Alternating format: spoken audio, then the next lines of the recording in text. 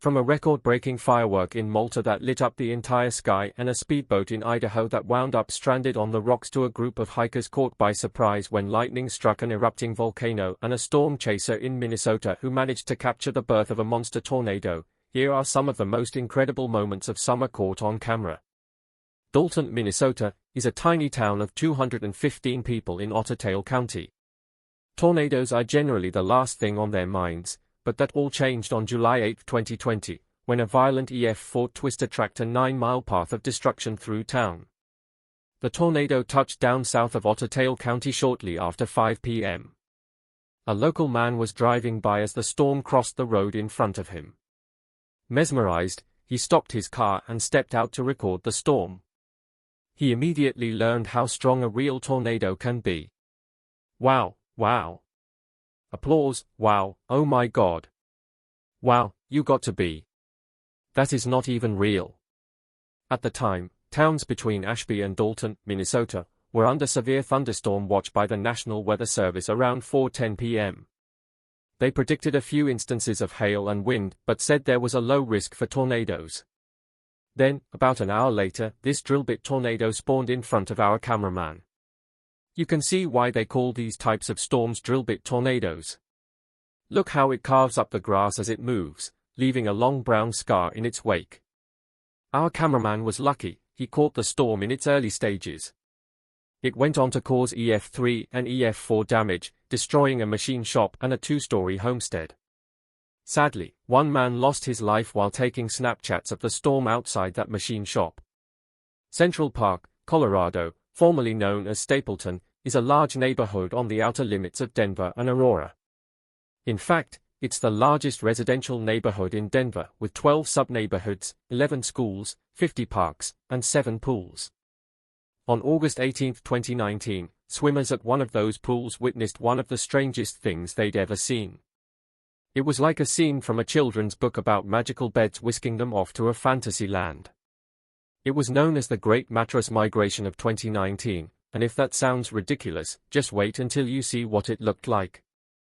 Music, thankfully, those were all air mattresses, so they didn't cause any damage besides a few spilled drinks. They blew over from a nearby event called Bed Cinema. The event company had set up 150 air mattresses with pillows, blankets, and lighted bedside tables. The 4-day event cost between $50 and $70, depending on the bed size. Thankfully, the wind only caused a minor hiccup on night 1 of Bed Cinema.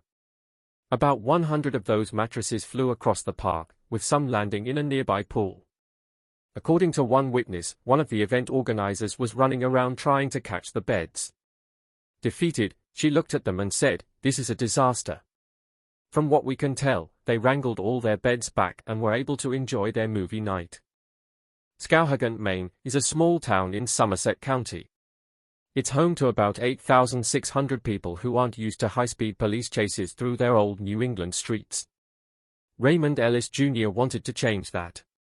The 34-year-old from Skowhegan was on the run after police wanted him in connection with a recent drug investigation.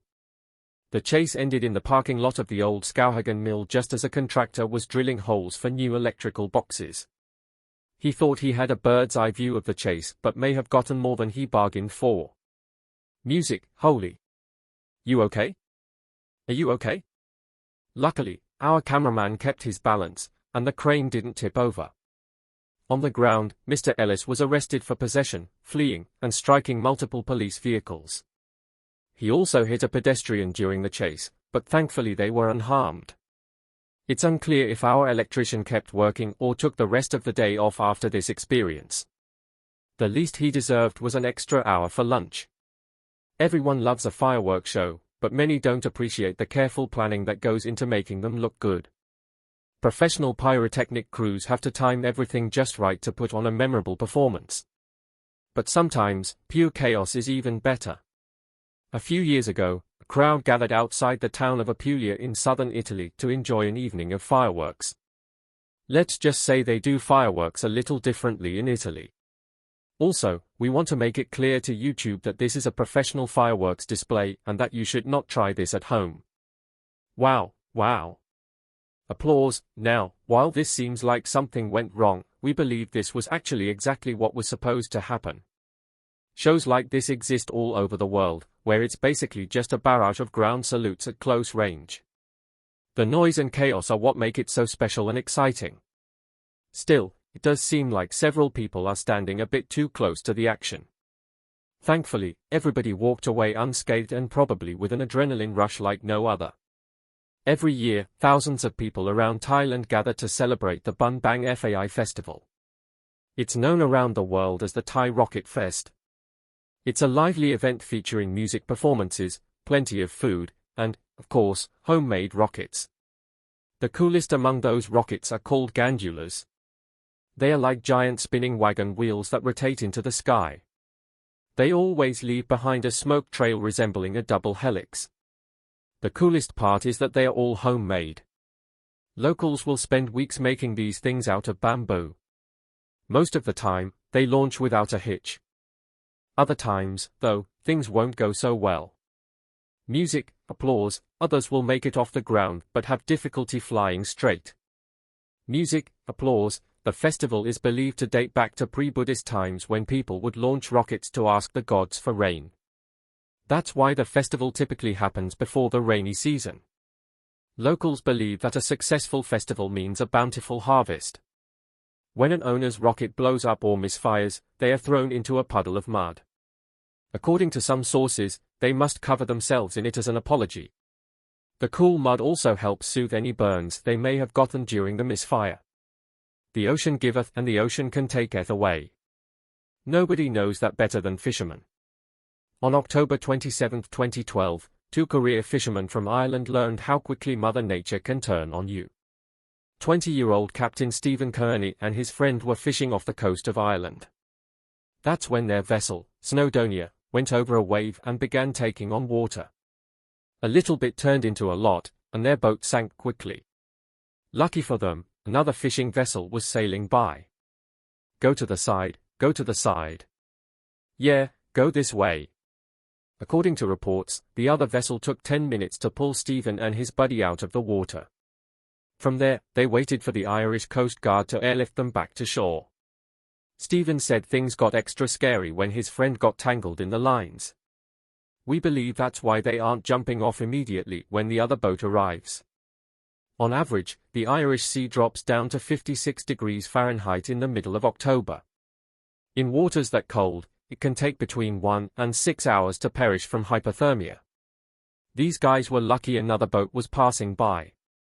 Who knows how long it would have taken the Coast Guard to find them.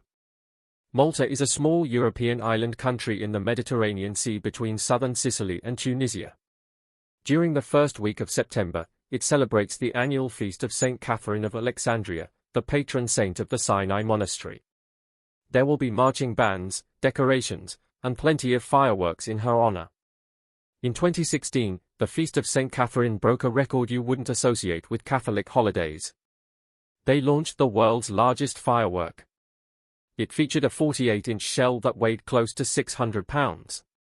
It was so big that it looked like a military-grade rocket launching into the air.